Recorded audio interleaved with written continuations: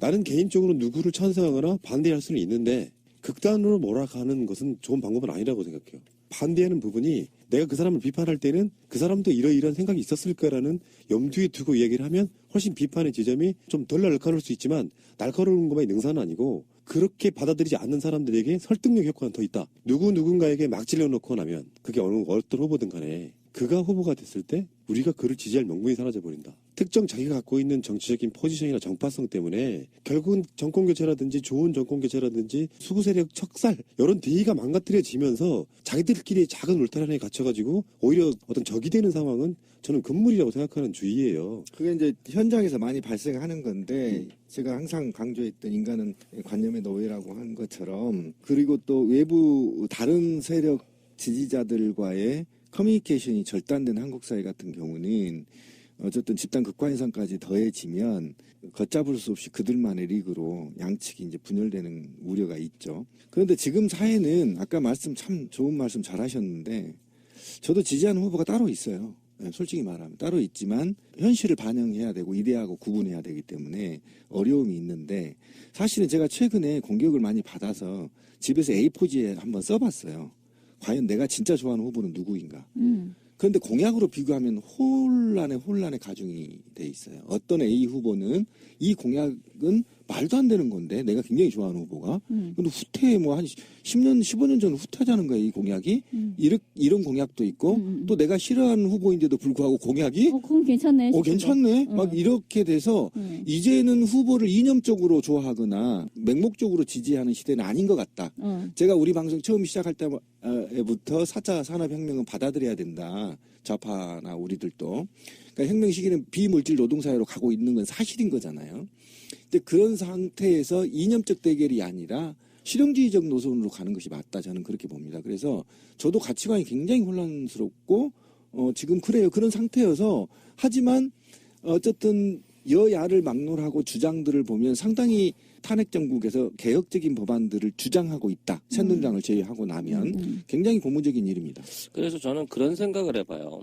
이게 지지나 선호도가 선거에 그대로 이어지는 일종의 표심 그리고 직접적인 일렉션에 영향을 주는 같은 수치냐 이거죠. 사실 좋아하는 건 딴 사람인데 전략적으로 딴 사람을 찍을 수도 있는 게 지금 선거에 말하는 특징이라고 생각해요. 맞아요. 뭐 사표 심리도 있잖아. 안 될 놈 왜 찍어줘? 그럼 될 놈 밀어야지. 뭐 이런 심리도 있을 수 있고. 그래도 뭐 정강정책이나 뭐 이런 건 내 마음에 안 맞지만 그래도 대의를 생각해서 이걸 찍어야지 하는 사람도 있고 꼴배기 싫지만 원래 이거 찍었으니까 난 계속 찍어야 돼 하는 사람도 있단 말이지. 근데 지금 있는 선호도라든지 지지도가 나중에 선거에서 또 어떻게 똑같은 수치로 드러난다라고 예상하고 어떤 그 선거의 전략을 또는 그 선거의 가치를 평가하는 것은 조금 문제가 있지 않나 하는 생각을 저는 일부 해요. 맞아요. 그래서 이제 사실 지금은요, 판이 다 정리되어 있는 상태가 아니에요. 뭐 완전히 대선 레이스가 시작을 한 것도 아니고요. 정확히 말하면 야당 내에서 어떤 주자가 되느냐라는 것에 어떤 경선이라든지 이런 과정을 거쳐진 게 아니기 때문에 지금 다자 구도로 막 쭈루룩 세워놓고 이렇게 얘기하는 거는 최종적으로 내가 어디에다가 표를 던질 거냐 하고는 상당히 다른 그 사이에 거쳐야 될 예가 되게 많은 그런 상태이죠. 근데 그렇다라고 한다면 지금이 저는 이 대한민국의 헌정사에 있어서 굉장히 중요한 시기라고 생각을 하는데 지금 뭐 인기투표 비슷하게 나는 A라는 사람이 좋아. 나는 B라는 사람이 좋아.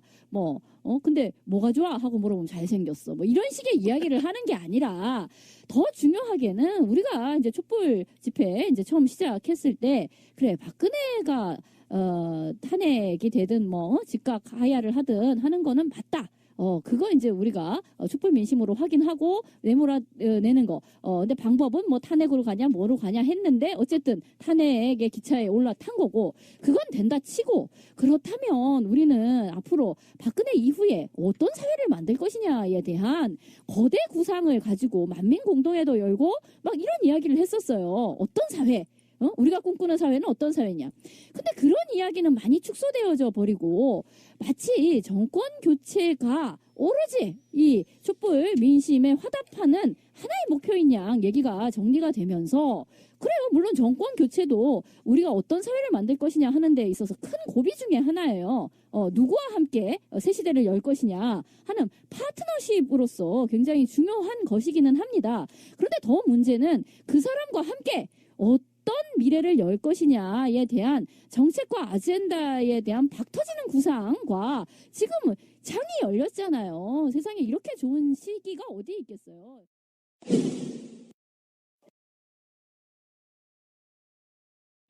정치라고 하는 것이 사실은 전쟁입니다. 예전에는 총칼로 네. 했죠. 네. 누구를 지지하기 위해서는 누구를 죽여야 되는 게 맞아. 그런 메커니즘 안에 놓여 있는 건 맞는데 현실적으로 상존하는 최대의 악이 대통령으로 존재하는 상황에서 그래서 대선 레이스가 너무 일찍 불이 붙으면 자기들끼리 자멸하는 경우가 있고 그 지점을 그래도 뭔가 아직도 정권 획득을 노리는 저쪽 세력들이라면 딱 이용하기 좋은 지점인데 문제는 이제 이런 게 있어요. 우리가 박근혜를 엄청 까대기하고 저 미친 XX 할 수 있는 거고요. 야권 내에 있는 지자 중에 저 사람은 왜 저렇게밖에 안 되냐라고 비판할 수는 있는데 우리 같은 사람들의 방송은 지지하는 사람들의 감정도 생각을 좀 해줘야 된다. 우리 방송을 나가면 저쪽 일베 쪽 부류의 사람들도 우리 방송 듣는 사람들이 몇 명 있어요. 댓글로 달잖아.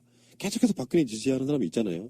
근데 처음에는 그거를 그냥 깔아뭉개고 비정상적인 새끼들이라고만 제가 봤는데 실존하는 현재 우리나라에 존재하는 사람들이더라고. 그러니까 너는 박근혜를 지지하는 것이 뭐 그럴 수 있겠지만 그래 인정한다. 인정하는데 네가 왜 박근혜를 지지하면 안 되는지를 설명해 줄게가 돼야 되는데 그 과정을 다 생략하고 너는 박근혜를 지지하니까 쓰레기야. 이렇게 몰아가면 그들 입장에서 반발 심리가 있어서 정권 교체 같은 데 도움이 안 되더라는 거죠. 그러니까 예전의 운동 방식 같으면 와 몰려가서 죽창으로 찔러 죽여.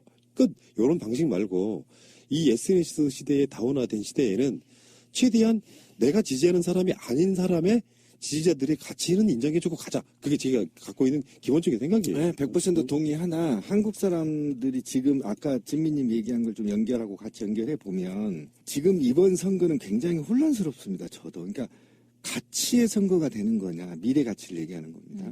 그러면 민주주의의 성숙도나 또는 과거에 8년 동안 9년이죠. 9년 동안 후퇴된 민주주의를 다시 복원하는 선거냐. 저 같은 경우 노동자니까 노동의 가치를 보고 선거를 해야 되느냐. 굉장히 현실에서 고민되는 지점입니다. 그런데 그런 지점은 지금의 이념과 자본주의와 이런 것들이 지금 혼재되어 있고 혼란스러운 상태. 그러니까 산업이 혁명이 되어가는 과정인 상태에서 우리 한국 사람들의 약점이 있어요. 비난과 비판을 구분 못하고요. 다름과 틀림을 구분 못해요. 그러니까 저는 비판은 얼마든지 할 수 있다. 성숙된 민주주의라면. 이건 바로 인신공격이 아니고요. 공약에 대한 비판. 이런 것들로 성숙되게 갈 수 있는 사람이 있는 반면에 무조건 허위사실이나 개인적인 비방, 확인되지 않는 걸로 상대를 비난하는 거에 대해서는 저는 결단코 용서해서는 안 된다라고 좀 보는 거예요. 제가 이제 팟캐스트 예를 들면 박근혜를 좋아하는 사람이 있단 말이죠. 그런데 그 사람을 비난해서는 안 되죠. 그런데 네가 왜 박근혜를 좋아하니? 라고 물어볼 수 있는 여유가 있어야 된다는 겁니다. 그래야 그 사람을 비난해야 될지 비판해야 될지 그 사람의 주장이 정말 틀린 것인지 다른 것인지를 구분하거든요. 그런데 말 그대로 저도요. 박근혜 좋아한다면 바로 머리에 뭐가 스친 줄 아세요? 쓰레기. 이렇게 돼버리는 거거든요. 저 자신도. 팟캐스트를 운영하다 보니까 느낀 건데요. 그 말씀하신 것들은 원론적으로 다 맞아. 교과서에 나오는 이야기야. 토론을 책으로 배운 거야. 말하자면 직접 해보지 않고. 거기에 감정은 어쩔 거냐고. 감정이 쓰여가지고요. 그 감정이 쓰인 상태로는 치열하게 토론했던 사람과 치열이란 말이 아주 개막장 토론을 했어. 막 인신공격도 하고. 그럼 그 감정을 되돌리기 쉽지가 않다. 그렇죠. 그래서 이게 선택과 집중이라는 건데 이를테면 비판도 나서지도 않았는데 비판하는 경우 그래서 나오지도 못하게 만드는 그러니까 여러 가지 반론들이 있는 거예요. 그런 지점에서 어떤 시점마다 비판의 어떤 선택도 좀 달라야 된다고 생각해요. 예를 들어서 뭐 A 후보가 됐는데 뭔가 행보가 너무 이상해. 그러면은 그가 저쪽 수구 세력을 향해서 이야기할 수 있도록 그런 식의 비판과 반대를 해주는 거 난 전 나쁘지 않다고 생각해요. 근데 이제 이미 본 무대에 링에 오르기도 전에 밑에서 싸우다가 감정이 상해가지고 응원도 안 하게 되고 그런 감정이 생길까봐 이야기 드리는 거고요. 자, 우리는 좋은 에너지로 갑시다. 우리들 입장에서는 좋은 에너지로 가야 돼. 채널은 항상 좋은 에너지입니다. 예. 꼭 그렇지는 않아. 그런데 말이죠. 이거는 확실해요. 대한민국의 국민의 두 사람 중 한 명은 적어도 더불어민주당이 정권교체를 하기를 원합니다. 예, 적어도. 그리고 그 중에 10명 중에 적어도 6명은 민주당 소속의 후보를 대통령으로 만들고 싶어 하는 건 현실이에요. 예, 이거를 받아들여야 되는 겁니다. 예, 이거를 받아들이지 않으면 굉장히 힘든 나날이 시작되는 겁니다. 그러니까 그 모든 기준을 국민 입장으로 이렇게 보잖아요. 그렇죠. 그러면 내가 누구를 지지하든 간에 안 될 놈 말고 될 놈만 밀어주자라는 분위기 있다는 거. 근데 실제로 지난 선거들을 보면요. 진보 정당들이 발전하는 건 민주정권 때예요. 그러니까 앞에 수구 세력들이나 이런 사람들이 정치를 개판 말아놓고 있을 때는 그들의 존재 가치가 좀 떨어지는 측면도 있습니다. 근데 지금 이 시점에서 국민의 민도가 누구누구 후보에게 쏠리고 어떤 정당에게 몰린다라고 하는 것은 국민들이 어쩌면 현명한 선택을 하고 있는 거죠. 이럴 때는 당신네들이 지금 이 상황에서 가치는 인정하나 정권교체가 시급하니 정권교체 쪽으로 몰아주겠다라고 하는 그 민의가 사실은 정답일 수도 있다는 거죠. 어떤 면에서 보면 그렇다는 거예요. 무조건 좋다는 뜻이 아니라 그래놓고 민주정권을 만들어 놔서 진보 정당들이 뭔가 더 그 확장의 여지가 있을 때 그때 선거를 하면 진보 정당들이 지금까지 굉장히 좋은 결과를 얻었던 것도 사실이니까 국민적 민의도 인정해줄 때 인정해줘야 된다라고 생각을 들어요. 그거를 누가 인정하지 않는 사람은 없어요. 그러니까 지금 상황에서 정권 교체가 필요하다라는 거를 인정하지 않는 사람이 없습니다. 인정하고요. 그리고 지금 말씀하신 것처럼 그러면 정권 교체가 되어서 민주정부가 들어섰을 때 뭔가 좌파적인 색깔을 지닌 그런 정치 세력이 좀 더 대중적으로 확산될 수도 있는 좀 더 유리한 어떤 국면을 차지할 수 있는 것도 물론 그것도 있어요. 그렇기 때문에 지금의 상황에서는 어떤 선거 국면에서 사실 전략적으로 제휴할 수밖에 없는 거죠. 아니, 1대1 상황이면 뭐 웃자라고 방법이 없잖아. 그거를 인정하지 않는 아주 소수의 사람들이 있는데 이제 그런 것을 초자파라고 합니다. 근데 어쨌든 정말 아주 일부의 초자파를 제외하고는 결국은 선거에서 전략적 전술적 선택을 할 수밖에 없는데 더 중요한 거는 지금 가장 정권 교체의 주체가 될 것으로 보이는 그 세력이 과연 어떤 정체성을 가지고 앞으로 어떤 정부, 어떤 정권이 될 것이냐라는 것이 일종의 삿바싸움일 수 있다는 거예요. 문제는 자 그냥 까놓고 얘기를 합시다. 더불어민주당이 자 집권을 할 가능성이 굉장히 높잖아요. 된다 쳐요. 된다 쳤을 때 난 뭐 그건 되는 거는 절대 안 돼. 이렇게 생각하는 게 아니에요. 되겠지. 될 텐데 되면 지금 말하는 뭔가 오른쪽에 안희정이 끌고 왼쪽에 이재명이 있었습니다만 이재명의 세가 이제 지금 안희정에 비해서 밀리는 형국이에요. 자 이랬을 때 삿바 내지는 이 기준점 천칭의 기준점이 상당히 오른쪽으로 가고 있다. 라는 것을 우려하지 않을 수 없는 거예요. 오른쪽에 안희정, 왼쪽에 이재명이 서로 이런 정책, 뭐 저런 발언 등등을 하고 있는 동안에 문재인은 사실 정확하게 내가 이것은 반대하고 저것은 찬성한다라는 것을 정확하게 발언하지 않아요. 왜냐하면 그게 일종의 프리미엄 효과일 수도 있고요. 굳이 그럴 이유가 뭐가 있어? 라는 것이 있죠. 나는 두루두루 포괄해. 나는 관대하다. 이제 이런 메시지를 주면서 봐서 알겠지만 나는 안희정만큼 오른쪽은 아니야. 그런데 또 이재명만큼 왼쪽은 아니야. 중간 어둠이니까 알아서들 생각해. 라는 식으로 포지션을 취하고 있는 거일 뿐이죠. 그러니까 정확하게 자기 색깔을 낼 필요도 없는 거야, 말하자면. 양쪽에서 다들 떠들어주고 있네? 근데 나는 그 중간쯤 어둠애야. 알지? 이제 이런 건데, 결국 그거 속에서 제가 답답한 건 그거예요. 지금의 어떤 안희정이 열심히 끌면서, 사람들이 기본적으로 생각했던 참여정부의 친재벌적인 정책이라든지 신자유주의의 어떤 문제와 폐해를 극복해야 된다는 거는 나름 합의된 정도가 아니었었나? 라고 얘기하는데 아니 우리가 언제 그런 소리를 했어? 아니야, 절대 아니야. 재벌 개혁 그런 거 없어. 신자유주의가 뭐? 지금 우리가 극복해야 될 적폐는 뭐냐 하면 그 박근혜 정부가 보여줬던 것처럼 정경유착이라든가 저런 식의 비정상적인 자본주의 저거에 대해서는 우리가 막아야 되겠지. 그런 정도 얘기를 하는 거예요. 그러면 그래?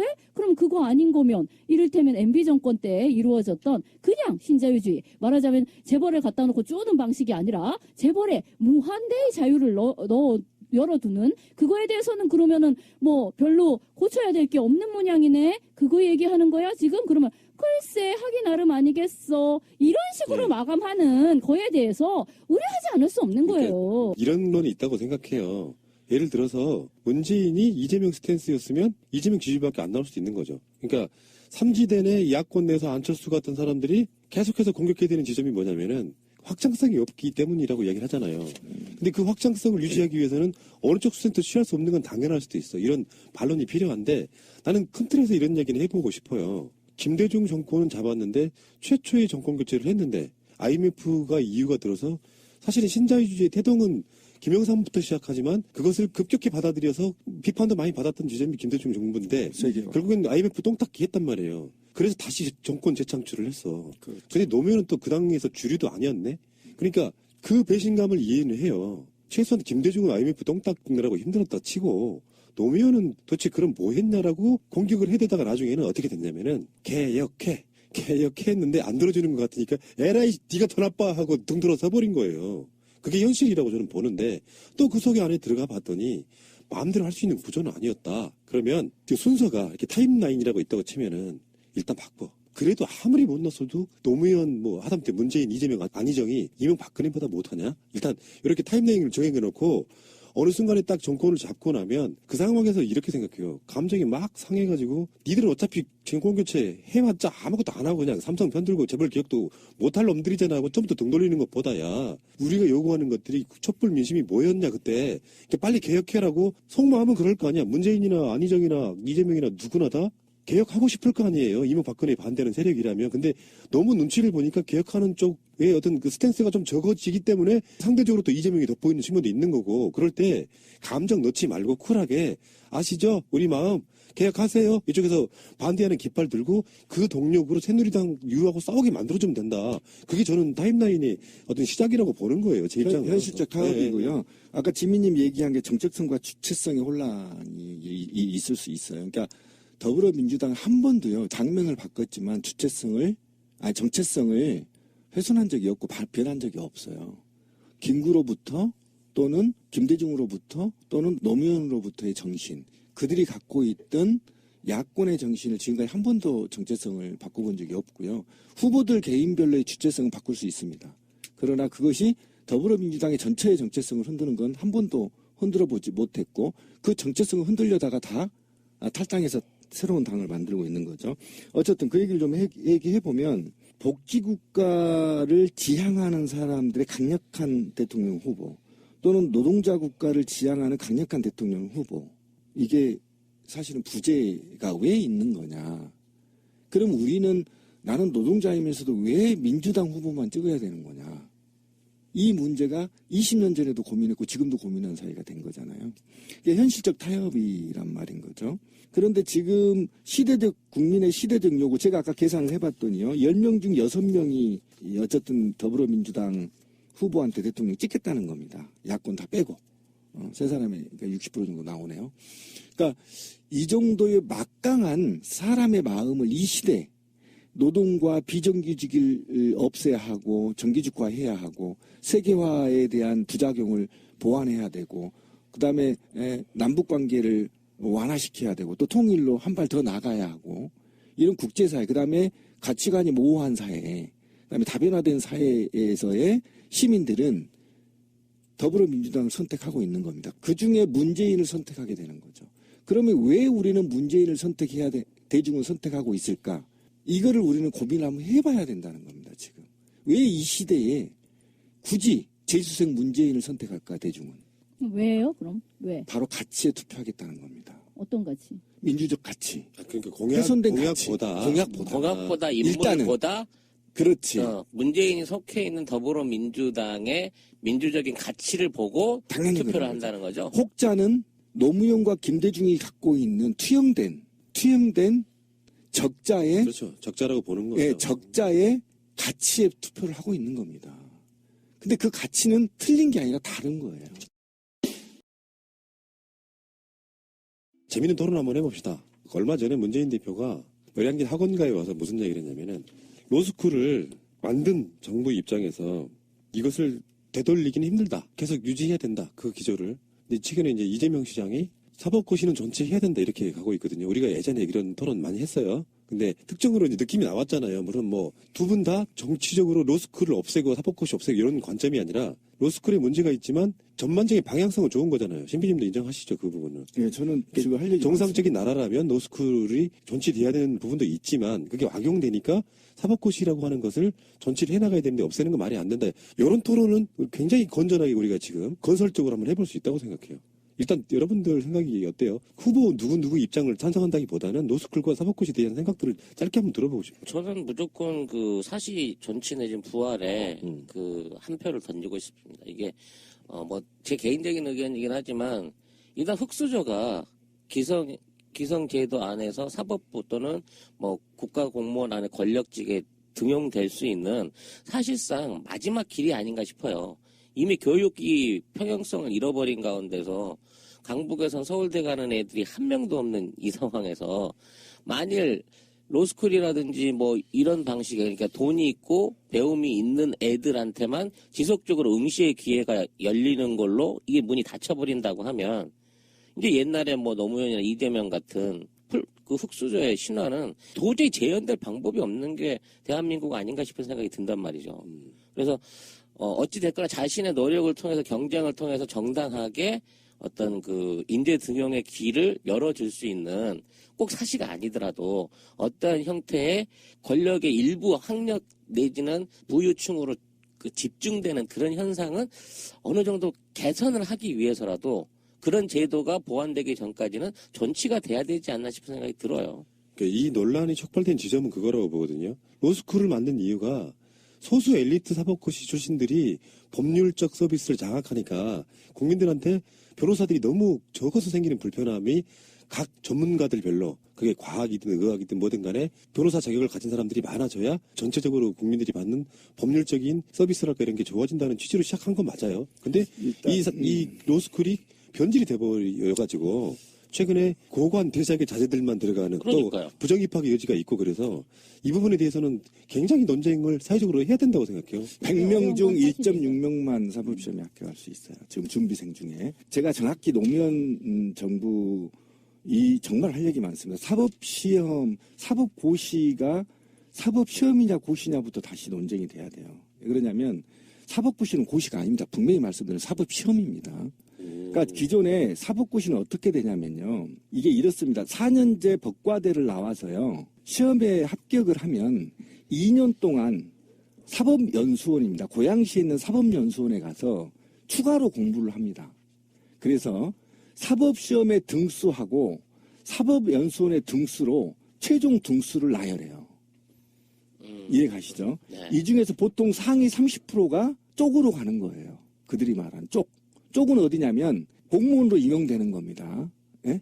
검찰 제일 먼저 1등부터 수석이 되는 게 이제 판사, 그다음에 검사 뭐 등등이 있어요. 그다음에 각종 국가기관에 이제 배치되게 되는 겁니다. 이렇게 되는 건데 그다음에 로스쿨은 이렇게 되는 거예요. 그냥 일반대를 나와서 법학 전문대학원으로 들어가요. 이게 2년제, 3년제짜리가 있는데 3년제짜리로 들어갑니다. 3년을 대학원에서 배우죠. 그러면 사법시험을 볼 수 있는 자격이 부여돼. 그래서 사법시험을 보면 그 점수로 60점만 넘으면 다 합격이야. 변호사 자격을 딸 수 있어. 이해 가시죠? 되기는 더 쉬운 거잖아요. 굉장히 쉽죠. 그런데 그러면 왜 이거를 제도를 했느냐는 걸 뭐냐면 그때 사회 당시 이 문제를 최초로 문제를 제기했던 게 노태우야.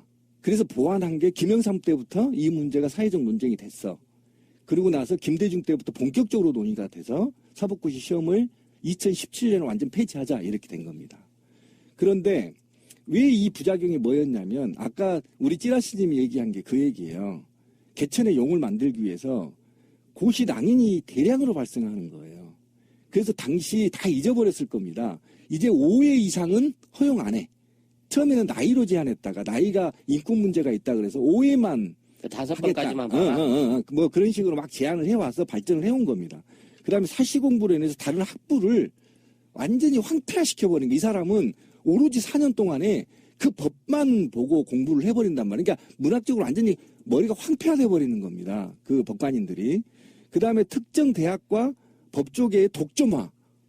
사법고시 60%가 서울대생들이 학교 가는데 과거에 왜 그런지 아십니까? 서울대생들이 머리가 좋아서 그런 게 아니에요. 그 고시촌에 가보면 다 압니다.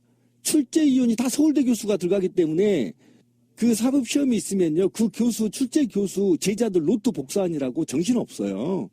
그러니까 그렇게 된단 말이에요. 그 다음에 이게 법조인들의 지나친 성과주의로 내몰려 있다란 말이에요. 그래서 비인관화, 비사회화 이런 것들로 인해서 고립돼 버린단 말이에요. 이런 부작용 때문에 로스쿨 제도를 만들었는데 이 로스쿨 제도의 장점이 뭐냐면요. 의료사고가 터지면 전문 영역이죠. 근데 법관인이 그걸 판단해요. 비전문가가. 그 다음에 토목에서 예를 들면 그 지하 터파기 막 50m 들어가서 거기서 논쟁이 일어났어. 그런데 지하 터파기가 강우 강도도 뭐고 전단 강도가 뭔지도 모르는 판사가 그냥 국어사전 찾아서 판단하는 겁니다. 그거에 대해서 부작용이 있기 때문에 4년제는 니네 정말 사법시험 볼 생각 하지 말고 전공 열심히 공부해. 그러고 나서 3년 동안 법 공부해서 법관 돼. 그러면 전문성에 기인하는데 이게 어떤 게 영향을 미치냐면 글로벌화하고도 관련이 지어요. 국제 변호사들이 한국이 알아주질 않아요. 전문성이 없어서. 법만 공부한 애들이 그 IT 전문, 뭐 게임 전문 이런 걸 어떻게 해서 소송을 합니까? 그래서 이 전문성을 언제부터 문제 제기를 했냐면 노태우부터 문제 제기가 됐던 거예요. 뻔뻔히 지는 거야. 국제 그 분쟁에서. 그래서 왜 노태우가 생각할 때 왜 논쟁에서 지지? 그랬더니 법률 지식이 없는 거야, 법관인들이. 그래서 만든 게 변리사였단 말이에요. 그런 종합적인 그 문제를 검토해서 사실은 사법시험이죠. 고시가 아닙니다. 사법시험을 없애기로 국민적 약속 하에 올해 전면 폐지했는데 10년 동안 수를 줄여들면서 지금까지 준비를 해왔단 말이에요. 지금 사법고시를 준비하고 있는 사람들이 있기 때문에. 그리고 이것과 더불어 5대 국가고시도 없애기로 약속이 돼 있는 겁니다. 행정고시, 외무고시 이런 거 다 없애는 걸로. 사회적 분위기가 어느 나라가 고시가 있어요. 옛날 조선시대도 아니고. 그냥 시험에 통과하면 되는 겁니다. 자격이. 그리고 그 능력에 따라 채용하면 되는 거거든요. 그런 종합적인 건데 바로 아까 찌라시님이 얘기한 그것 때문에 그렇단 말이죠. 근데 그 얘기를 한번 해봅시다. 이제 본격적으로. 그러면 시골에서 농사진 자식이 예전처럼 공부 열심히 해서 사법시험에 합격할 확률이 얼마나 될 것 같아요? 주변에 최근에 있어요? 못 들어봤네요. 네, 요즘은 힘듭니다. 근데 그게 단순하게 출제 경향이나 뭐 이런 것들을 몰라서 말하자면 그런 정보를 못 배우기 때문에 합격률이 떨어질 수는 있다고는 하지만 전혀 불가능한 건 아니잖아요.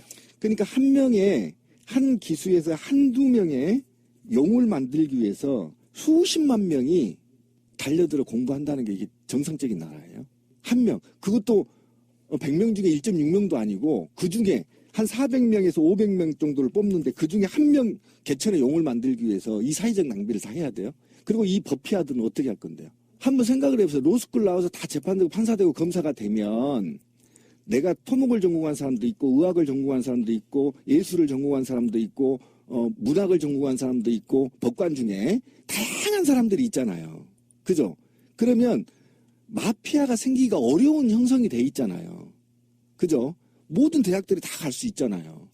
그런데 문제는 고비용이라는 거 아닙니까? 그러면 지금 이재명 시장님이 말씀하신 존치 문제 지금 15년 전으로 회귀하자는 거죠. 그리고 이 법을 구체적으로 만들었던 문재인 시대 때 로스쿨 때문에 로스쿨 만들어서 배심원제 도입하려다가 평검사들한테 노무현 대통령이 당했잖아요. 그러니까 그만큼 이들은 완고하게 그들의 그룹을 지키기 위한 싸움이란 말이에요. 로스쿨도 문제 있어. 사법고시 전치도 안 돼. 대안은 뭐 있어? 양쪽이 다 허점이 있다는 거 아니에요? 아니죠. 그게 돈이 문제인 거잖아요. 한 학기에 한 학년에 5천만 원씩 내야 된다면 로스쿨을. 그러면 국가가 할 일은 뭐죠? 로스쿨 학교를 늘리고요. 로스쿨 대학으로 국비로 하면 돼요. 서울대처럼 돈 낮게 하면 돼요. 그 방법을 논의하면 됩니다. 몇 개 되지도 않습니다. 대학에. 로스쿨이 있는 대학이. 대학에 지원금 있잖아요. 줘봐야 몇백억이면 끝나요. 그래서 아주 서민들도 법관이 될 수 있도록 대학원 보통 수준의 한 학기에 200에서 300만 원 정도 낮춰주면 되잖아요. 근데 이게 원래 취지가 이거죠. 사법고시를 없애고 로스쿨에서 양성된 사람들 중에 임용을 하겠다. 원래 그게 취지였어요. 당연히 그렇죠. 그러니까 나머지는 변호사로 가고 그중에 뛰어난 사람들은 공무원으로 임용하겠다. 당연히 이런 거죠. 원래 또 임용 시작이. 절차가 있습니다. 시험을 보게 돼 있어요. 예, 검사 같은 경우는 따로 검사 후보론을 뽑아서. 그러니까 그런 절차가 전부 있기 때문에 지금 우리가 로스쿨의 문제점 다 한 가지밖에 없어요. 두 가지구나. 학비가 비싸다는 거 하나. 그다음에 학교가 한정되어 있다라는 거예요. 모든 대학이 풀어라는 겁니다. 저는 다. 법과대를 다 풀어라. 모든 대학에 법과 전문대학을 설치하고 그 학비를 일부 정착될 때까지 국가가 비용을 지원해주면 되는 겁니다. 지금 제 후배도 여기저기 시험 다 떨어져서 제주대학교 법과대학 가가지고 지금 변호사 하고 있거든요. 더 잘합니다. 노동 전문 변호사예요. 그러니까 그런 것처럼 기회를 누구나 다 줄 수 있는데 우리 후배는 어딘지 아세요? 그 노모 혼자 데리고 사는 분이에요. 그다음에 노무사 뭔데 이 사람은 그냥 지방대 나와서 노무사 따가고 노무사로 있다가 돈 모아서 변호사 된 케이스예요. 예전 같으면 상상도 못합니다. 그런데 이 사람은 오로지 노동과 관련한 논쟁의 전문이에요. 왜냐면 그 바닥에 15년을 근무했으니까. 원래 로스쿨의 취지가 그거 아니에요? 그거죠. 예. 그런데 이걸 확대해야 되는데 문제점이 두 가지가 드러났다고 해기한다? 저는 있을 수 없다고 생각합니다. 이게 지금 15년 동안 논쟁된 거예요. 다 합의 끝난 겁니다. 그러면은 대안은 어떻게 나와 있네요. 얘기했잖아요. 제가 두 가지로. 그것도 몇 배 확대시키면 되는 문제. 당연히 그렇죠. 원래 취지가 그거였으니까. 네. 그리고 쉽게 될 수 있게. 그리고 법과 전문대학 나오면 무조건 판사 검사가 돼야 된다는 욕심도 버리면 됩니다. 없어요. 그냥 변호사 하기도 본래 변호사 자격증을 따고 노동운동한 사람 일비제합니다 지금. 이게 지금 신비님한테 상당히 빡친 이야기야. 존나 빡친 얘기. 왜냐하면 노무현 대통령 이것 때문에 죽었기 때문에 그래요. 이것 때문에 돌아가셨어요. 이게 그 얘기가 아니에요. 이게 정착되면 2단계가 있어. 배심원제가 도입돼야 되는 겁니다. 예를 들면 보시면 변호사가 계속 많이 양성되고 법에 대한 상식들이 국민 수준이 높아가면 배심원제가 도입돼야 됩니다. 왜 배심원제가 도입되냐면 이렇게 되면 쟤네들이 공격한 게 뭐냐면 법의 지식이 모호하고 약하다는 겁니다. 엘리트가 아니기 때문에. 맞아. 이 문제가 왜 생기냐면 미국에서는 로스쿨이 왜 그러냐면 판사가 판단하지 않기 때문이에요. 100% 배심원제를 도입하기 때문에 다중의 시민이 원래 주권자인 다중의 시민이 집단 지성으로 판단하는 게 바로 이 민주주의인 거거든요. 그러니까 기소를 할지 말지를 왜 검사가 판단한 거예요. 25명에서 20명이 되는 배심원이 판단하면 됩니다. 너 압수수색해. 그럼 압수수색해야 돼요. 그렇잖아요. 너 기소하지 마. 그럼 기소 못해요. 검찰이. 이렇게 가야 되는 지향점이 있는 겁니다. 법치국가의 지향점이. 검사 지상국가가 아니에요. 법치국가가. 그런데 이제 와서 다시 또 그 엘리트를 양성하는데 서울대생들이 60% 합격한다고 왜 이 얘기를 그냥 지나치냐고. 40만이 공부를 40만에서 60만이 한 학년인데 서울대학교 법대가 고작급에 40에서 60명 정도 되나요? 100명 된다고 칩시다. 그러면 봅시다. 100명 중에 60명이 다 합격해버리는 거 아닙니까, 지금. 예를 들면. 그러니까 법피아 얘기 나온 거 아니에요. 그러면은 지금 이재명 시장의 그 사법고시 전치 문제는 또 다른 관점이었을 거예요. 아까 처음에 시작했던 얘기처럼. 로스쿨은 있는 놈들이 다 쳐 들어가 버리고, 그나마 개천에서 영란은 그래도 없는 사람들이 노려볼 수 있는 게 사법고시인데, 라고 주장을 한다면, 그럼 이재명 시장 이야기를 뭔가 더 변호하실 분은 안 계십니까? 어차피 모든 제도가 진행되는 데 있어서 부작용은 있는 거죠. 근데 아까 말씀드린 그 로스쿨을 확대하고 전면적인 그거를 강화한다고 하더라도 지금 당장에 양산돼 있는 변호사들조차도 대부분의 변호사가 월 200을 못 보는 애들이 수두룩하다는 거예요. 결국은 변호사가 된다고 하더라도 그건 또 다른 취업의 벽에 부딪히는 거예요. 판검사는 물론 못된 거고 당연히 그냥 로스쿨을 나와가지고 변호사가 된다고 하더라도 비싼 로펌, 큰 로펌에 들어가지 못하면 제대로 대우를 받을 수 없고 일반 변호사들 같은 경우는 국선 변호인을 하려고 하더라도 경쟁이 치열해서 들어갈 자리가 없을 정도로 변호사 안에서도 일종의 계급계층이 계속해서 만들어지고 근데 그 안에서 갈라지는 그룹으로 또 제일 가난한 임시직을 양산하고 있는 게 지금 로스쿨이란 말이에요. 그러니까 뭐 신비님 말씀은 이렇게 돼서 법무 서비스가 강화된 다음에 그 다음 단계를 얘기하실 수 있지만 현재 이 제도는요. 어차피 법피아들이 지들 마음대로 권력에 대한 제한 그리고 대우에 대한 어떤 그 상한선을 자기들끼리 끼워 놓고 있는 상태에서 악용되고 있는 게 사실이란 말이에요. 그렇다고 치면 여기도 확실한 개선안이 나와야 되겠지. 그럼 최소한 그런 개선안이 나올 때까지는 존치가 돼 있어야 그나마 일반인들도 관심을 가지는데 어느 순간 뭐 대학교 안에서 과 골라서 이거 들어가듯이 뭐 몇 점 이상이면 로스쿨 뭐 이런 식으로 가는 것처럼 일상화돼 버리고 나면 사람들이 로스쿨을 통해 가지고 뭐 사법인이 돼야 되겠다, 판검사가 돼야 되겠다는 꿈 자체가 아예 제외가 돼 버린단 말이에요. 묘하게 설득력 있네. 근데 그러니까 그때까지라도 남겨두자는 잠깐만, 거지. 사법시험 존치 여부와 로펌하고는 전혀 관계가 없는 것이고요. 그다음 제가 또 반박을 해볼게요. 200만 원이라고 얘기하는데요. 그 200만 원 정책은요. 로스쿨과 사법시험과 관계가 없어요.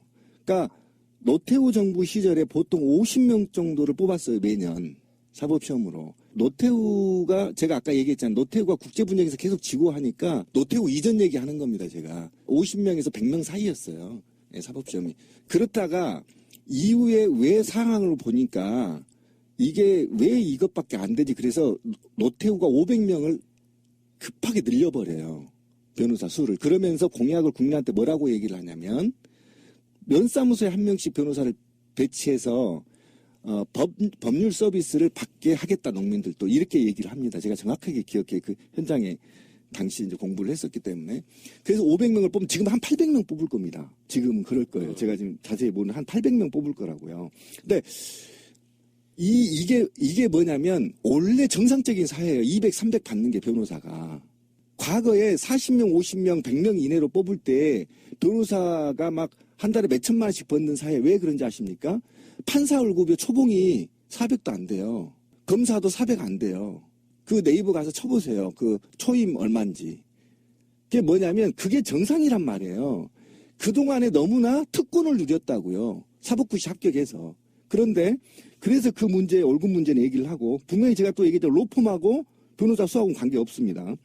그리고 하나는 뭐냐면 내가 지방대 조선대 나와서 사법시험에 합격했어요. 그죠? 그럼 제가 성공할 수 있나요? 대법관 될 수 있나요? 못 되지. 그러면 되려면 병우처럼 어떻게 해야 돼요? 수석으로 합격해서 돈 많은 곳으로 장가 가야 되잖아요. 손놈이. 거기까지 가야 그나마 온갖 부정부패와 비리에 다 봐주고 그 정도 올라가는 겁니다. 실장 정도로. 네, 그거를 아시려면 더킹이라는 영화에 보면 잘 예, 나와요. 나옵니다. 네. 얼마나 치열한데 합격이 문제가 아닙니다. 그 합격도 수석본에서 합격을 해야 촌놈이 용났네 그렇지. 자, 한 500등으로 합격한 놈한테 누가 용났다고 얘기합니까? 다 합격하는 걸 요즘을. 그러니까 이거는 인과관계가 없다는 거예요. 개천의 용하고는. 이재명이 제2의 이재명이다 안 나온다고 이제는. 왜? 지금 유치원부터 강남 아이들은요. 유치원부터 교육을 받아요. 오직 했으면요. 지금 판사들 과외받는다는 소리 하는 얘기가 무슨 얘기인지 아십니까? 판사들 과외받는 얘기가 무슨 얘기야? 판결을 못 한대요. 과외 못 받으면. 그럼 선배한테 가서 돈 주고 이거 어떻게 판결해야 한다는 게 지금 얘기가 돌고 있는 거 아닙니까? 일단 이 분위기는 신비님이 상당히 우위에 서 있는 토론처럼 보여요. 왜 그러냐면 원래 취지가 그건데 그 취지가 지금 왜곡되어 있다고 해서 그걸 없앨 수는 없고 원래 취지대로 가자는 게 신비님 주장인 거잖아요. 그렇죠. 이제 좀 문제가 이제 건축 전공한 사람도 좀 변호사가 되고 검사가 돼야 된다는 거예요. 그러니까 판사도 아니 되고. 좋은 이야기이기는 해요. 근데 글쎄 그거대로 갔었으면 지금 이런 이야기가 안 나왔을 거고요. 취지는 좋았지만 해봤는데 별게 없어서 빠꾸되는 일도 사실은 꽤 있습니다. 의학전문대학원 같은 게 그런 건데요. 그때 이제 로스쿨 이야기 나오면서도 의대도 그렇게 학부 수준에서 하지 말고 의학전문대학원을 만들어서 뭐 자연계라든지 뭐 이런 쭉 나온 사람들이 여러 가지 이제 자기의 전공 베이스를 가지고서 나중에 의학전문대학원에 가가지고 뭐 이렇게 나와서 그 다음에 여러 가지 교양을 갖춘 그런 의사를 만들고 개중에 뭐 기초의학 할 사람은 그렇게 하고 뭐 이렇게 하자 이렇게 취지는 그거랑 거의 동일하게 시작이 됐었어요. 근데 실제로 해보니까 그게 아니거든. 여러 가지 폐해가 나타나서 지금 거의 다시 빠꾸 해서 그냥 학부 수준에서 그 의예과 다시 이제 본과 하는 식으로 뽑는 걸로 됐어요. 그 막 학교마다 여러 가지 혼선이 있었어요. 2+4에다가 4+4의 편입학 그 생을 왕창 받는 뭐 그런 거를 절충식으로 하는 데도 있었고 학부는 전혀 뽑지 않고 4+4로만 가는 그런 대학도 있고 뭐 여러 가지가 있었는데 결과적으로는 그게 다 그냥 없었던 걸로 해줬어요. 같은 상태가 돼버렸거든요. 그러니까 근데 사실 거기에서 나타난 폐해나 여기에서 나타난 폐해나 상당히 좀 비슷한데 거기다 플러스 여기에서는 그 사법 개혁의 문제하고가 맞물리면서 사실은 더 사회적인 관심을 끌었던 문제라고 생각이 들거든요. 근데 지금 아까 찌라시님이 얘기한 것처럼 그래도 개천에서 용나는 케이스 어떤 상징적으로나마 이것이 남아있어야 하는 것이 아니냐? 라는 것이 사실은 이재명 시장이 어떤 추구하고 있는 바와 맞아 떨어지기 때문에 사람들에게 더 공감을 일으키고는 있다고 생각해요. 근데 저는 사실 그 말을 그다지 믿지 않습니다. 그러니까 무슨 소리냐면 개천에서 용난다라는 개념으로 하나의 그 상징적 사다리 자, 계층의 사다리 있어요, 여러분. 사법시험 공부하세요. 라는 그것이 결과적으로는 정말 상징일 뿐이지 실질적으로는 개천에서 용이 날 수 없다라는 신비님 말에 동의해요. 그러니까 오히려 개천에서 용이 날 수 없다라는 현재의 이 시스템을 은폐하는 효과로서 개천에서 용 날 수 있어. 존나 공부해서 사법시험 해. 그럼 너도 될 수 있어. 정말 그 한 명의 성공 사례를 가지고서 이 전체의 어떤 모순을 무마시켜내는 이상한 체제 선전적인 효과만을 지니고 있다는 건 맞아요. 그런데 문제는 지금 로스쿨에 대해서 신비님이 얘기한 것 같은 본래의 취지가 사람들에게 과연 설득이 되고 있느냐는 거예요. 약간만 보완하면 되는 거 아니겠어? 라고 받아들이기에는 이미 사람들이 믿지 않아. 전체의 이 로스쿨 자체가 다 금수저화 되었다라는 것을. 지금 신비님이 얘기한 그 사례는 신선해요. 제주대 로스쿨 가서 그런 사람도 있어 라고 얘기하지만 그거는 오히려 그것이 굉장히 소수처럼 느껴지고 훨씬 더 많은 사람들이 로스쿨은 결국 금수저, 적어도 은수저 이상의 사람들이 가는 것이다 라고 인식이 되었고 지금 말씀하신 것처럼 더 많은 로스쿨을 늘리고 거기를 국비를 지원해야 돼 라는 이야기는요 또 어떻게 들리느냐면은 결국 그러면 그쪽에다 돈을 다 써야 된다는 이야기일세가 되는 거예요. 아니, 그거는 내 짧은 생각이고요. 정리 좀 하겠습니다. 예를 들면 사법고시가 존치됨으로써 개천에서 용나는 사다리를 놔둬야 된다라고 하는 주장에 대해서 일부 공감하지만 정반대로 그 주장은 그 논리로 깰 수가 있다고 저는 생각이 들거든요. 용이 날기가 너무 힘들어. 그러니까 그 주장은 그 주장으로 깰 수가, 그 같은 논리로 깰 수가 있다고. 그런 식으로 시스템을 안 만들려고 만든 게 로스쿨이기 때문에. 그러니까 개천에서 용난다는 것 자체의 그런 사회적인 아젠다를 없애줘야 되는 문제 때문에 로스쿨이 만들어졌는데 그게 현실적으로는 저는 그렇게 생각해요. 로스쿨을 확대하자는 의견에 100% 동감. 그러니까 취지가 특권없이 같이 말자 하잖아요. 그렇죠. 사법고시 붙었다고. 그러니까 지금도 로스쿨 출신과 사법고시 출신이 자기들끼리 뭐 계급고시 갖는 것처럼 그렇죠. 그걸 깨줘야 된다는 건데 그 지난한 싸움이 될 것 같고요. 근데 이런 토론 정말 바람직하다. 근데 이런 게 정책 토론 아니에요? 예, 이제. 근데 25세에 합격해서 검사가 돼요. 한번 생각을 해보십시오. 저는 이것도 문제가 있다는 겁니다. 그러니까 뭐냐면 현장에서 변호사 역할을 한 5년 하다가 검사로나 이렇게 임용이 되고 판사로 돼야지 현장 경험이 전혀 없는 자가 판례만 보고 또는 선배가 해주는 오다만 따서 저는 검찰이요 지침이 있다는 것도 또 이해 못해요. 검찰이 얼마나 웃긴 조직이냐면요 조사 받아본 사람 아마 알 거예요. 예. 이번에 공무집행은 굉장히 엄하게 다루는 지침 때문에 죄송해요 기소할게요. 이런 얘기를 해요 저한테.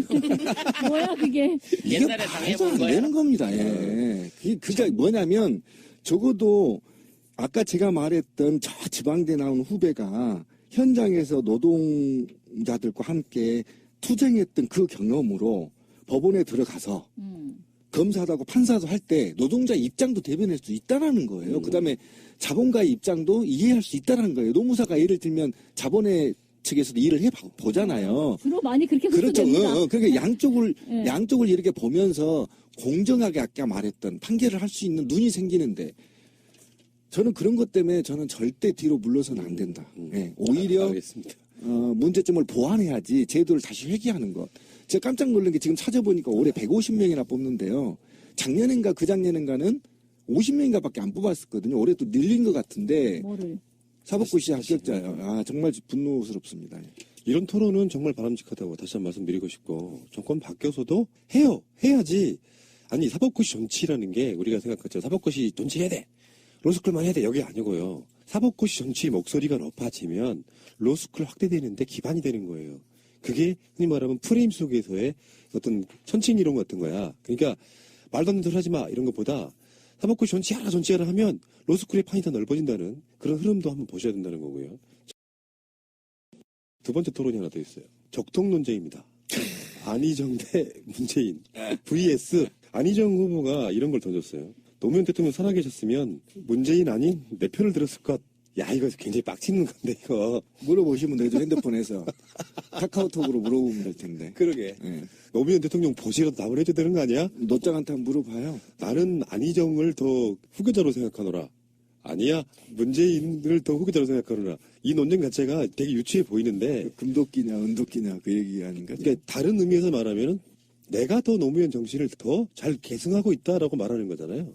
뭐 더 가까워서 더 친해서 이런 게 아니라. 그러니까 결국 그 얘기를 해야 되는데 자신이 계승하고 있는 노무현 어떤 건지 알잖아요. 지금 안희정이 계승하고자 하는 그러니까 참여정부의 어떤 것인지 우리가 알잖아요. 그러니까 안희정이 주장하는 바는 그거예요. 그게 바로 노무현 정신의 몸통이다라는 걸 주장하고 있는 거잖아요. 사실 그렇게 우리가 받아들여야 되는 거지. 쟨 뭐래 더 친했다는 이야기야? 이게 아니라 그러니까 사실은 참여정부의 정통성은 지금 안희정으로 대표되는 바의 친재벌적이고 뭐 이런 방식에 있었다. 라는 것을 자신이 주장하는 건데 만약 그렇지 않다라고 생각하는 사람이라면 이 발언에 대해서 상당히 깊은 빡침과 함께 여러 가지 얘기를 쏟아내야지 마땅하겠죠. 자, 시간이 얼마 안 남았기 때문에 정말 극단적인 질문 한번 드려볼게요. 재미를 위해서. 세 분께 제가 질문 한번 드려볼게요. 여러분들이 노무현 대통령이라고 생각하면 만약에 살아계셨다면 누가 더 적통 후계자라고 생각할 것 같아요? 안희정과 문재인. 그렇지. 지금 하는 짓 보면 문재인이죠. 문재인이라고 할 것이다. 네. 자, 그러면 우리 송 작가님은? 후계자로는 안희정을 생각을 할 건데요. 그래도 정권은 일단 네가 먼저 한번 하고 줘 이럴 것 같아요. 묘하게 양다리를 살짝 아니, 그렇죠? 왜냐면 일종의 형제 같은 느낌이고 밑엔 자식 같은 느낌이거든. 아, 문재인은 친구고 안희정은 자기 자식 같다. 근데 비유 좋은데? 근데 자식 같은 느낌한테 언젠가 물려줘야 되겠다라고 하는 건 맞지만 아직은 네가 덜 여물었으니 수렴청정 하는 셈 치고 삼촌한테 먼저 삼촌이 한 5년 너 성장할 때까지 네가 좀 잘 봐줘라. 너도 얘를 후계자로 생각하고 잘 키워줘라 라고 부탁하지 않을까 싶어요.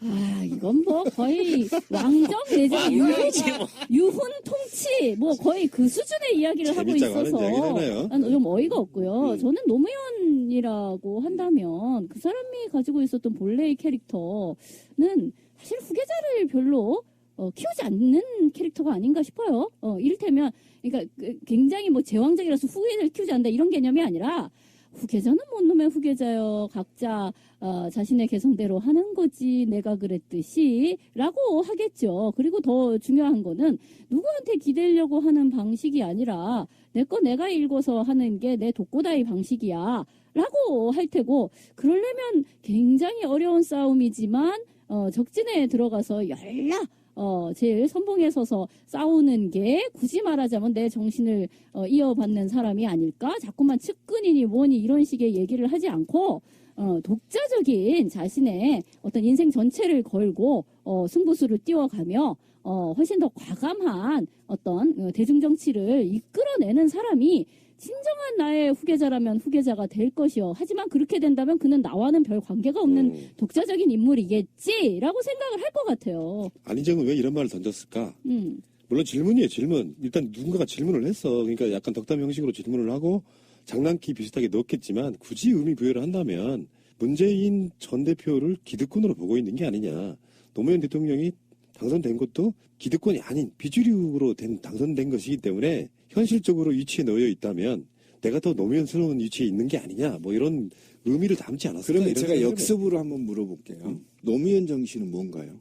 왜 자꾸 적자 논쟁을 하죠? 예를 들면. 아니, 그러니까 적자 따위가 없어야 진짜 노무현 정신이라니까. 아니 그 얘기 아니라 반대로 내가 이 질문을 우리 애청자분한테 던져보는 거예요. 당신들은 노무현 정신이 뭐라고 생각합니까? 그 기준이 있어야 적자가 누군지를 구분할 수 그렇지. 사람마다 있잖아요. 다를 수 있어요. 바라보는 관점이. 다른 게 아니죠. 이건 불변인 거죠. 상수인 거죠. 노무현은 정신이 있었기니까. 아니, 노무현 정신을 어떻게 한마디로 정의를 합니까? 어느 쪽을 높게 보느냐지. 비주류였지만 주류와 싸워서 이긴 사람이었는지, 국민의 눈높이에서 정치하려고 노력했던 사람이었는지 등등의 여러 가지 가치가 있을 텐데 그 어느 쪽을 더 높게 보느냐가 적통일 텐데 이건 유머였어요. 짧게 얘기하자는 건 맞아요. 뭐냐면 재밌잖아요. 요런 그 담론들이 이야기가 돼줘야 듣는 게 재미가 있다고. 들으시는 분도 이런 생각 할 거 아니에요. 맞아. 그러고 보니까 노무현 대통령을 누가 더 닮았을까? 이런 생각도 해볼 수 있다고 저는 생각이 들고요. 그래서 제가 옛날에 한 말이 있어요. 하는 걸로만 보면 더 노무현스러운 건 문재인이나 안희정이 아니고 이재명일 수도 있다. 아니겠어요? 네. 그러니까 뭐 어떤 계보 이런 걸 떠나가지고. 그러니까 다 사람마다 다를 수 있다는 맞아요. 거죠. 예. 그래서 제가 두 사람이냐고 물어봤는데 노무현 정신의 대표적인 건요. 지역주의 타파고요. 참여정치입니다. 국민 참여정치. 예, 이게 모티브예요. 그래서 깨있는 시민의 조직된 힘. 권력이 아닌 시민이 스스로 욕망을 갖고 국가를 상식이 통하는 사회로 만드는 것. 예. 그걸 대통령이 만드는 게 아니라 시민이 직접 국가의 권력을 통제하는 사회. 그 사회를 원하는 게 노무현 정신이에요. 그렇죠. 예. 알겠습니다. 좋은 토론이었습니다. 특히 사법고시 정치 관련 부분은 신비님이 굉장히 압도적인 토론을 했다고 생각해요. 해본 사람이니까 알지. 네, 예전에 그러니까. 15년 전에 그 그러니까. 얘기죠. 그때 정말 치열했어요, 광장에서. 예. 실존하는 현재 우리나라에 존재하는 사람들이더라고. 그러니까 너는 박근혜를 지지하는 것이 뭐 그럴 수 있겠지만 그래 인정한다. 인정하는데 네가 왜 박근혜를 지지하면 안 되는지를 설명해 줄게가 돼야 되는데 그 과정을 다 생략하고 너는 박근혜를 지지하니까 쓰레기야. 이렇게 몰아가면 그들 입장에서 반발 심리가 있어서 정권 교체 같은 데 도움이 안 되더라는 거죠. 그러니까 예전의 운동 방식 같으면 와 몰려가서 죽창으로 찔러 죽여.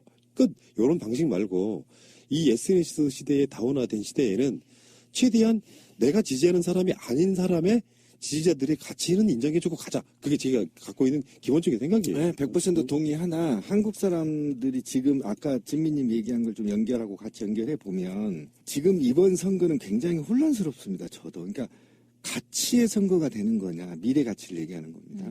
그러면 민주주의의 성숙도나 또는 과거에 8년 동안 9년이죠. 9년 동안 후퇴된 민주주의를 다시 복원하는 선거냐. 저 같은 경우 노동자니까 노동의 가치를 보고 선거를 해야 되느냐. 굉장히 현실에서 고민되는 지점입니다. 그런데 그런 지점은 지금의 이념과 자본주의와 이런 것들이 지금 혼재되어 있고 혼란스러운 상태. 그러니까 산업이 혁명이 되어 가는 과정인 상태에서 우리 한국 사람들의 약점이 있어요. 비난과 비판을 구분 못하고요. 다름과 틀림을 구분 못해요. 그러니까 저는 비판은 얼마든지 할 수 있다. 성숙된 민주주의라면. 이건 바로 인신공격이 아니고요. 공약에 대한 비판. 이런 것들로 성숙되게 갈 수 있는 사람이 있는 반면에 무조건 허위사실이나 개인적인 비방, 확인되지 않는 걸로 상대를 비난하는 거에 대해서는 저는 결단코 용서해서는 안 된다라고 좀 보는 거예요. 제가 이제 팟캐스트 예를 들면 박근혜를 좋아하는 사람이 있단 말이죠. 그런데 그 사람을 비난해서는 안 되죠. 그런데 네가 왜 박근혜를 좋아하니? 라고 물어볼 수 있는 여유가 있어야 된다는 겁니다. 그래야 그 사람을 비난해야 될지 비판해야 될지 그 사람의 주장이 정말 틀린 것인지 다른 것인지를 구분하거든요. 그런데 말 그대로 저도요. 박근혜 좋아한다면 바로 머리에 뭐가 스친 줄 아세요? 쓰레기. 이렇게 돼버리는 거거든요. 저 자신도. 팟캐스트를 운영하다 보니까 느낀 건데요. 그 말씀하신 것들은 원론적으로 다 맞아. 교과서에 나오는 이야기야. 토론을 책으로 배운 거야. 말하자면 직접 해보지 않고. 거기에 감정은 어쩔 거냐고. 감정이 쓰여가지고요. 그 감정이 쓰인 상태로는 치열하게 토론했던 사람과 치열이란 말이 아주 개막장 토론을 했어. 막 인신공격도 하고. 그러면 그 감정을 되돌리기 쉽지가 않다. 그렇죠. 그래서 이게 선택과 집중이라는 건데 이를테면 비판도 나서지도 않았는데 비판하는 경우 그래서 나오지도 못하게 만드는 그러니까 여러 가지 반론들이 있는 거예요. 그런 지점에서 어떤 시점마다 비판의 어떤 선택도 좀 달라야 된다고 생각해요. 예를 들어서 뭐 A 후보가 됐는데 뭔가 행보가 너무 이상해. 그러면은 그가 저쪽 수구 세력을 향해서 이야기할 수 있도록 그런 식의 비판과 반대를 해주는 거 난 전 나쁘지 않다고 생각해요. 근데 이제 이미 본 무대 링에 오르기도 전에 밑에서 싸우다가 감정이 상해가지고 응원도 안 하게 되고 그런 감정이 생길까봐 이야기 드리는 거고요. 자, 우리는 좋은 에너지로 갑시다. 우리들 입장에서는 좋은 에너지로 가야 돼. 채널은 항상 좋은 에너지입니다. 예. 꼭 그렇지는 않아. 그런데 말이죠. 이거는 확실해요. 대한민국의 국민의 두 사람 중 한 명은 적어도 더불어민주당이 정권 교체를 하기를 원합니다. 예, 적어도. 그리고 그 중에 10명 중에 적어도 6명은 민주당 소속의 후보를 대통령으로 만들고 싶어 하는 건 현실이에요. 예, 이거를 받아들여야 되는 겁니다. 예, 이거를 받아들이지 않으면 굉장히 힘든 나날이 시작되는 겁니다. 그러니까 그 모든 기준을 국민 입장으로 이렇게 보잖아요. 그렇죠. 그러면 내가 누구를 지지하든 간에 안 될 놈 말고 될 놈만 밀어주자라는 분위기 있다는 거. 근데 실제로 지난 선거들을 보면요. 진보 정당들이 발전하는 건 민주정권 때예요. 그러니까 앞에 수구 세력들이나 이런 사람들이 정치를 개판 말아놓고 있을 때는 그들의 존재 가치가 좀 떨어지는 측면도 있습니다. 근데 지금 이 시점에서 국민의 민도가 누구누구 후보에게 쏠리고 어떤 정당에게 몰린다라고 하는 것은 국민들이 어쩌면 현명한 선택을 하고 있는 거죠. 이럴 때는 당신네들이 지금 이 상황에서 가치는 인정하나 정권교체가 시급하니 정권교체 쪽으로 몰아주겠다라고 하는 그 민의가 사실은 정답일 수도 있다는 거죠. 어떤 면에서 보면 그렇다는 거예요. 무조건 좋다는 뜻이 아니라 그래놓고 민주정권을 만들어 놔서 진보 정당들이 뭔가 더 그 확장의 여지가 있을 때 그때 선거를 하면 진보 정당들이 지금까지 굉장히 좋은 결과를 얻었던 것도 사실이니까 국민적 민의도 인정해줄 때 인정해줘야 된다라고 생각이 들어요. 그거를 누가 인정하지 않는 사람은 없어요. 그러니까 지금 상황에서 정권 교체가 필요하다라는 거를 인정하지 않는 사람이 없습니다. 인정하고요. 그리고 지금 말씀하신 것처럼 그러면 정권 교체가 되어서 민주정부가 들어섰을 때 뭔가 좌파적인 색깔을 지닌 그런 정치 세력이 좀 더 대중적으로 확산될 수도 있는 좀 더 유리한 어떤 국면을 차지할 수 있는 것도 물론 그것도 있어요. 그렇기 때문에 지금의 상황에서는 어떤 선거 국면에서 사실 전략적으로 제휴할 수밖에 없는 거죠. 아니, 1대1 상황이면 뭐 웃자라고. 방법이 없잖아. 그거를 인정하지 않는 아주 소수의 사람들이 있는데, 이제 그런 것을 초자파라고 합니다. 근데 어쨌든, 정말 아주 일부의 초자파를 제외하고는 결국은 선거에서 전략적, 전술적 선택을 할 수밖에 없는데, 더 중요한 거는 지금 가장 정권 교체의 주체가 될 것으로 보이는 그 세력이 과연 어떤 정체성을 가지고 앞으로 어떤 정부, 어떤 정권이 될 것이냐라는 것이 일종의 삿바싸움일 수 있다는 거예요. 문제는 자 그냥 까놓고 얘기를 합시다. 더불어민주당이 자 집권을 할 가능성이 굉장히 높잖아요. 된다 쳐요. 된다 쳤을 때 난 뭐 그건 되는 거는 절대 안 돼. 이렇게 어떤 그 선거의 전략을 또는 그 선거의 가치를 평가하는 것은 조금 문제가 있지 않나 생각을 저는 일부 해요. 맞아요. 그래서 이제 사실 지금은요 판이 다 정리되어 있는 상태가 아니에요. 뭐 완전히 대선 레이스가 시작을 한 것도 아니고요. 정확히 말하면 야당 내에서 어떤 주자가 되느냐라는 것에 어떤 경선이라든지 이런 과정을 거쳐진 게 아니기 때문에 지금 다자 구도로 막 쭈루룩 세워놓고 이렇게 얘기하는 거는 최종적으로 내가 어디에다가 표를 던질 거냐 하고는 상당히 다른 그 사이에 거쳐야 될 예가 되게 많은 그런 상태이죠. 근데 그렇다라고 한다면 지금이 저는 이 대한민국의 헌정사에 있어서 굉장히 중요한 시기라고 생각을 하는데 지금 뭐 인기투표 비슷하게 나는 A라는 사람이 좋아 나는 B라는 사람이 좋아 근데 뭐가 좋아 하고 물어보면 잘생겼어 뭐 이런 식의 이야기를 하는 게 아니라 더 중요하게는 우리가 이제 촛불 집회 이제 처음 시작했을 때 그래 박근혜가 탄핵이 되든 뭐 즉각 하야를 하든 하는 거는 맞다. 그거 이제 우리가 촛불 민심으로 확인하고 내는 거. 근데 방법은 뭐 탄핵으로 가냐 뭐로 가냐 했는데 어쨌든 탄핵의 기차에 올라탄 거고 그건 된다 치고 그렇다면 우리는 앞으로 박근혜 이후에 어떤 사회를 만들 것이냐에 대한 거대 구상을 가지고 만민공동회도 열고 막 이런 이야기를 했었어요. 어떤 사회? 우리가 꿈꾸는 사회는 어떤 사회냐. 근데 그런 이야기는 많이 축소되어져 버리고 마치 정권 교체가 오로지 이 촛불 민심에 화답하는 하나의 목표인 양 얘기가 정리가 되면서 그래요. 물론 정권 교체도 우리가 어떤 사회를 만들 것이냐 하는 데 있어서 큰 고비 중에 하나예요. 누구와 함께 새 시대를 열 것이냐 하는 파트너십으로서 굉장히 중요한 것이기는 합니다.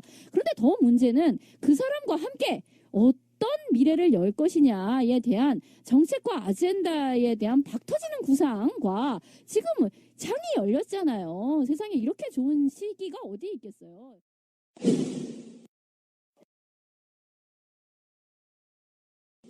정치라고 하는 것이 사실은 전쟁입니다. 예전에는 총칼로 했죠. 네. 누구를 지지하기 위해서는 누구를 죽여야 되는 게 맞아. 그런 메커니즘 안에 놓여 있는 건 맞는데 현실적으로 상존하는 최대의 악이 대통령으로 존재하는 상황에서 그래서 대선 레이스가 너무 일찍 불이 붙으면 자기들끼리 자멸하는 경우가 있고 그 지점을 그래도 뭔가 아직도 정권 획득을 노리는 저쪽 세력들이라면 딱 이용하기 좋은 지점인데 문제는 이제 이런 게 있어요. 우리가 박근혜를 엄청 까대기하고 저 미친 XX 할 수 있는 거고요. 야권 내에 있는 지자 중에 저 사람은 왜 저렇게밖에 안 되냐라고 비판할 수는 있는데 우리 같은 사람들의 방송은 지지하는 사람들의 감정도 생각을 좀 해줘야 된다. 우리 방송을 나가면 저쪽 일베 쪽 부류의 사람들도 우리 방송 듣는 사람들이 몇 명 있어요. 댓글로 달잖아. 계속해서 박근혜 지지하는 사람이 있잖아요. 근데 처음에는 그거를 그냥 깔아뭉개고 비정상적인 새끼들이라고만 제가 봤는데 그렇게 생각하는 게 아니에요. 되겠지. 될 텐데 되면 지금 말하는 뭔가 오른쪽에 안희정이 끌고 왼쪽에 이재명이 있었습니다만 이재명의 세가 이제 지금 안희정에 비해서 밀리는 형국이에요. 자 이랬을 때 삿바 내지는 이 기준점 천칭의 기준점이 상당히 오른쪽으로 가고 있다라는 것을 우려하지 않을 수 없는 거예요. 오른쪽에 안희정, 왼쪽에 이재명이 서로 이런 정책 뭐 저런 발언 등등을 하고 있는 동안에 문재인은 사실 정확하게 내가 이것은 반대하고 저것은 찬성한다라는 것을 정확하게 발언하지 않아요. 왜냐하면 그게 일종의 프리미엄 효과일 수도 있고요. 굳이 그럴 이유가 뭐가 있어? 라는 것이 있죠. 나는 두루두루 포괄해. 나는 관대하다. 이제 이런 메시지를 주면서 봐서 알겠지만 나는 안희정만큼 오른쪽은 아니야. 그런데 또 이재명만큼 왼쪽은 아니야. 중간 어드매니까 알아서들 생각해. 라는 식으로 포지션을 취하고 있는 거일 뿐이죠. 그러니까 정확하게 자기 색깔을 낼 필요도 없는 거야. 말하자면 양쪽에서 다들 떠들어주고 있네. 근데 나는 그 중간쯤 어드매야. 알지? 이제 이런 건데 결국 그거 속에서 제가 답답한 건 그거예요. 지금의 어떤 안희정이 열심히 끌면서 사람들이 기본적으로 생각했던 참여정부의 친재벌적인 정책이라든지 신자유주의의 어떤 문제와 폐해를 극복해야 된다는 거는 나름 합의된 정도가 아니었었나? 라고 얘기하는데 아니 우리가 언제 그런 소리를 했어? 아니야 절대 아니야. 재벌개혁 그런 거 없어. 신자유주의가 뭐 지금 우리가 극복해야 될 적폐는 뭐냐 하면 그 박근혜 정부가 보여줬던 것처럼 정경유착이라든가 저런 식의 비정상적인 자본주의 저거에 대해서는 우리가 막아야 되겠지. 그런 정도 얘기를 하는 거예요. 그러면 그래? 그럼 그거 아닌 거면 이를테면 MB 정권 때 이루어졌던 그냥 신자유주의 말하자면 재벌을 갖다 놓고 쪼는 방식이 아니라 재벌에 무한대의 자유를 열어두는 그거에 대해서는 그러면은 뭐 별로 고쳐야 될 게 없는 모양이네. 그거 얘기하는 거야 지금? 그러면 글쎄 하기 나름 아니겠어. 이런 식으로 마감하는 거에 대해서 우려하지 않을 수 없는 거예요. 이런 론이 있다고 생각해요. 예를 들어서 문재인이 이재명 스탠스였으면 이재명 지지율밖에 안 나올 수도 있는 거죠. 그러니까 삼지대 내 야권 내에서 안철수 같은 사람들이 계속해서 공격해야 되는 지점이 뭐냐면은 확장성이 없기 때문이라고 이야기를 하잖아요. 근데 그 확장성을 유지하기 위해서는 어느 쪽 수센터 취할 수 없는 건 당연할 수도 있어. 이런 반론이 필요한데 나는 큰 틀에서 이런 얘기는 해보고 싶어요. 김대중 정권은 잡았는데 최초의 정권 교체를 했는데 IMF가 이유가 들어서 사실은 신자유주의 태동은 김영삼부터 시작하지만 그것을 급격히 받아들여서 비판도 많이 받았던 지점이 김대중 정부인데 세계로. 결국엔 IMF 똥딱히 했단 말이에요. 그래서 다시 정권 재창출을 했어. 그렇죠. 근데 노무현은 또 그 당에서 나는 개인적으로 누구를 찬성하거나 반대할 수는 있는데 극단으로 몰아가는 것은 좋은 방법은 아니라고 생각해요. 반대하는 부분이 내가 그 사람을 비판할 때는 그 사람도 이러이러한 생각이 있었을 거라는 염두에 두고 이야기를 하면 훨씬 비판의 지점이 좀 덜 날카로울 수 있지만 날카로운 것만이 능사는 아니고 그렇게 받아들이지 않는 사람들에게 설득력 효과는 더 있다. 누군가에게 막 찔러놓고 나면 그게 어떤 후보든 간에 그가 후보가 됐을 때 우리가 그를 지지할 명분이 사라져버린다. 특정 자기가 갖고 있는 정치적인 포지션이나 정파성 때문에 결국은 정권교체라든지 좋은 정권교체라든지 수구세력 척살 이런 대의가 망가뜨려지면서 자기들끼리 작은 울타리에 갇혀가지고 오히려 어떤 적이 되는 상황은 저는 금물이라고 생각하는 주의예요. 그게 이제 현장에서 많이 발생하는 건데 제가 항상 강조했던 인간은 관념의 노예라고 한 것처럼 그리고 또 외부 다른 세력 지지자들과의 커뮤니케이션이 절단된 한국 사회 같은 경우는 어쨌든 집단 극화 현상까지 더해지면 걷잡을 수 없이 그들만의 리그로 양측이 이제 분열되는 우려가 있죠. 그런데 지금 사회는 아까 참 좋은 말씀 잘 하셨는데 저도 지지하는 후보가 따로 있어요. 솔직히 말하면 따로 있지만 현실을 반영해야 되고 이데아하고 구분해야 되기 때문에 어려움이 있는데 사실은 제가 최근에 공격을 많이 받아서 집에서 A4지에 한번 써봤어요. 과연 내가 진짜 좋아하는 후보는 누구인가.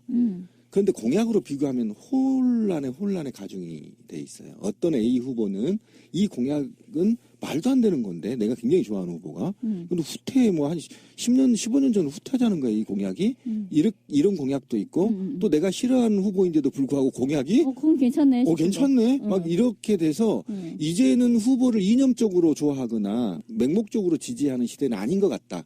제가 우리 방송 처음 시작할 때부터 4차 산업혁명은 받아들여야 된다. 좌파나 우리들도.